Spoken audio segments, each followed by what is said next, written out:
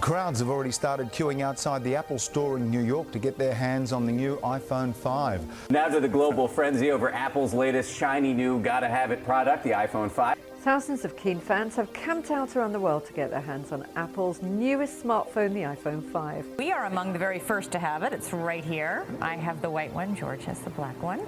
Happy faces this morning here in Louisville as people lined up to grab the first iPhone 5.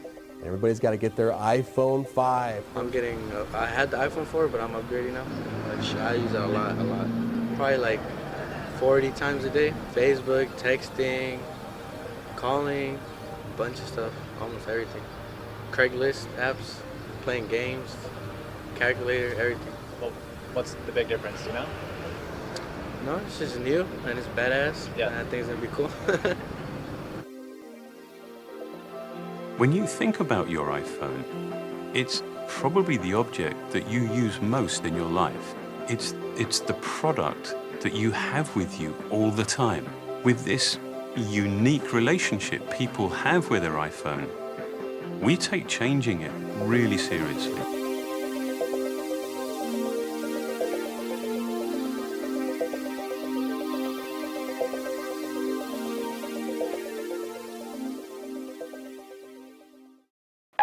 Please list the technological devices that you own. Let's see, I own an iPhone, an iPod, a laptop, a TV, big TV. A phone, an iPod, a laptop. An Xbox, a PlayStation 3. An iPod, a Nook, a cell phone, a laptop, a TV. An Xbox 360 and a Wii. An electronic toothbrush. Doesn't electric guitar count? Phone. I own a computer, an alarm clock. I own a TV. I own,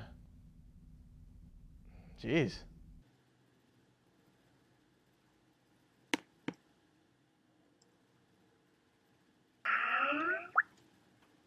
It is the availability of whether it's laptops or iPads or smartphones or desktops. We've all got them. They're quick and easy, and the availability and affordability that really makes it easy to get hooked. On average, how many text messages do you send a day? Oh, jeez. Man, oh, jeez. Oh boy, I'm not sure I want to know. I don't even know how to ballpark it. 400 texts on average a day? I'll go conservative and say 300. I know I send about 13,000 text messages a month, so. Hundreds. Whenever I can send a text message, I'm doing it. Is that sad? That's kind of sad. You can't walk out of your house without your phone, right? You can't do it. And I spend much of my day patting my pockets just to make sure that my phone is there, sort of like a safety blanket almost. And what we see particularly with young kids, with teenagers, and even young adults, is they are literally acting like they have OCD. They cannot go to dinner without having the phone out on the table. If they get a text, they almost, like Pavlov's dogs, they almost salivate and have to answer it immediately. So these kinds of technologies are encouraging us to exhibit these signs of obsessive-compulsive disorder. How many times a day do you check your technological devices? I check my phone more times than I care to count, because it'll probably scare me. Geez, okay, phone, definitely in triple digits. Depends on the day. Some days once, some days twice, some days 50 times, I don't know. Facebook, probably around 20. I use my electronic toothbrush twice a day. I constantly have tabs up of all those sites, so I have a Facebook, Twitter, blog tab up, so I'm kind of just constantly checking those every 5 minutes. Don't judge, please. My name is Matt Salisbury. I'm a teacher's aide at a little Catholic school down the street. I aide for 5th, 7th, 8th, kindergarten, and 1st grade. And hold on just a second. I am somewhat over-dependent on technology. If you're the person who is wondering, am I addicted? Set up those boundaries. Like, someday I'm just not going to use my digital technology at all. I'm going to have a day of fasting from it.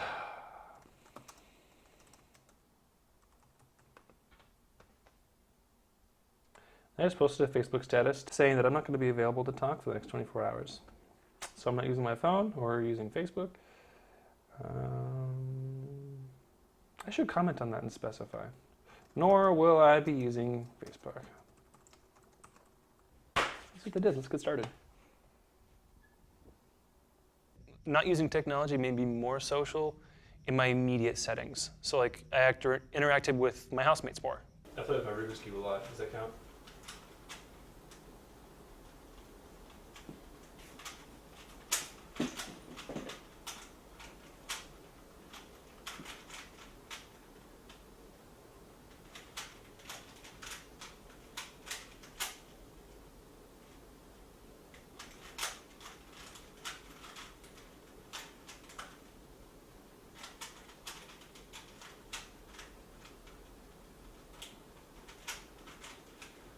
See, usually I've been trying to find videos of how to solve it faster, but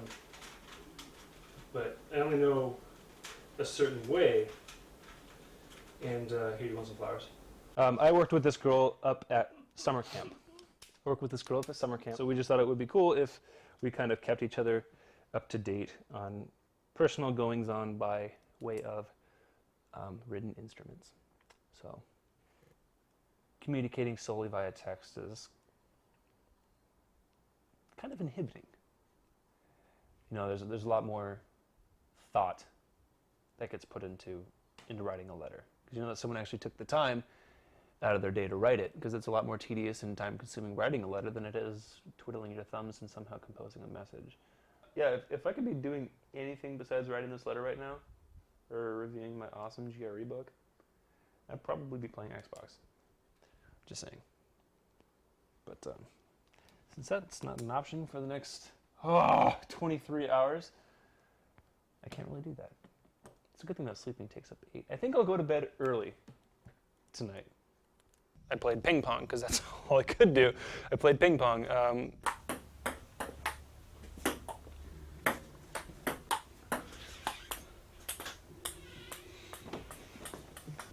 See, it helps to have long arms in this game.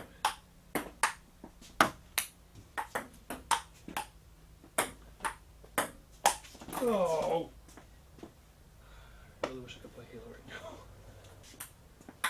Got cat-like reflexes and speed. Have you ever seen that scene from Tommy Boy? When his dad's giving the tour of his plant, he's like playing with a crane. Got cat-like reflexes and speed. He's hitting the head. Yeah, I take it you haven't seen that. I mean, you can only play so much ping pong. I mean,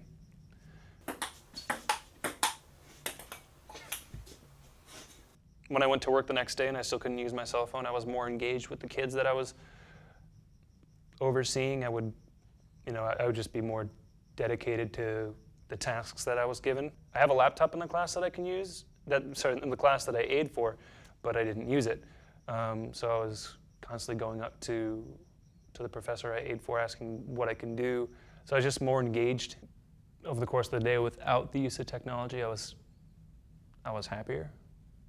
It's kind of hard to explain. It's kind of like an innate feeling that I had. You know, I knew that if I didn't have my phone, that I would be able to interact with my housemates, with my boss, with the kids, with anybody else who wanted to talk.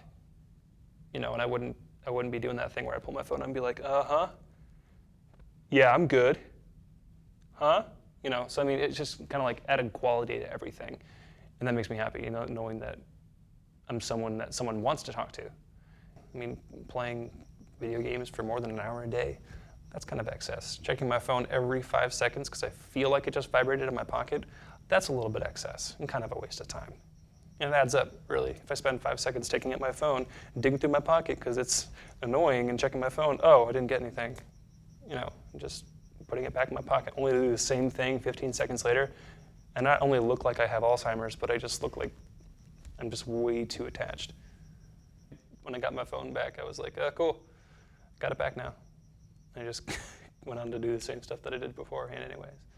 I would say that I still am addicted to technology, but like I said earlier, I'm still trying to kind of take gradual steps to become not addicted to technology. The first step is taking Facebook off my phone.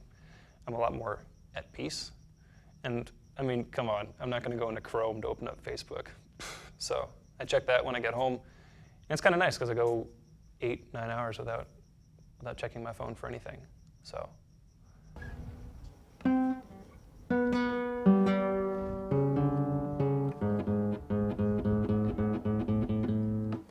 I happen to have a tuner on my phone and actually built into my guitar itself, but both of those work on a battery, so I had to go off of my really poor skill in determining tone through my just hearing.